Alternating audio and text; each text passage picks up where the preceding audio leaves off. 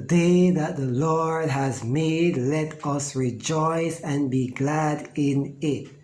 This is Andre Barrett, aka Blessed Child. I want to thank you all for supporting my channel. Thank you for subscribing. Thank you for the big ups and the thumbs up and the likes. Just thank you all.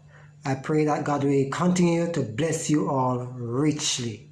Now let's get into Blessed Child says, in the year that King Uzziah died, I also saw the Lord seated upon his throne, and his train filled the temple.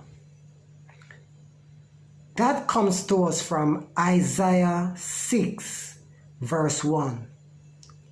It must have been a tremendously life-changing moment for Isaiah.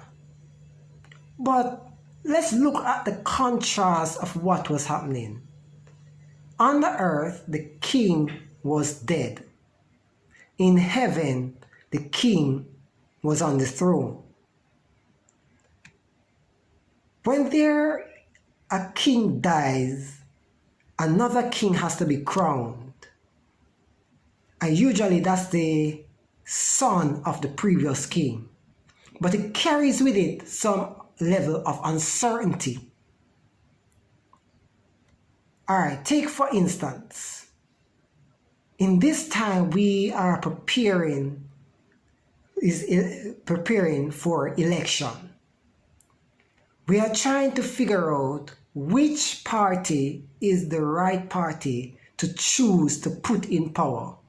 In other words, which party will bring prosperity, will grow the economy, and bring justice and integrity to the country.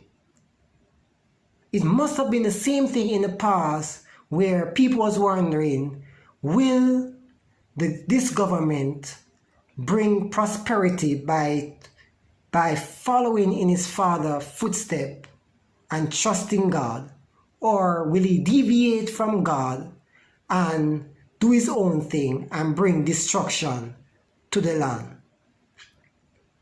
And so there's always some level of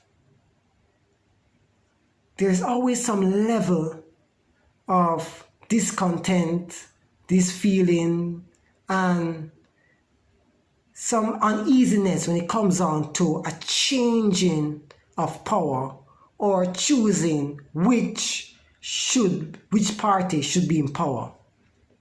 But my friends, God is still on the throne. He was on the throne in the past, he is on the throne in the present, and will forever be on the throne in the future. We do not have to worry about which party will be in power.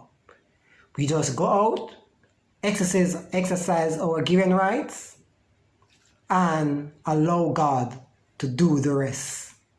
God will lead us, and he will lead whatever power, whichever party that wins. He will choose the right one. He will lead that party. He will lead that government. In one scripture it said the government will be on his shoulder. That is in Isaiah 9 verse 6.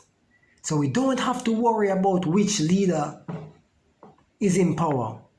We just have to pray for the leader that comes in power and pray for the opposition as well.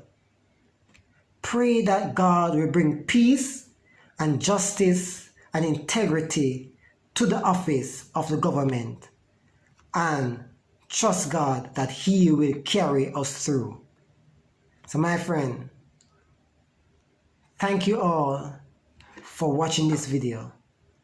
I pray that you'll subscribe, leave a comment, a like, share with your friends, and until next time, this is Blessed Child says.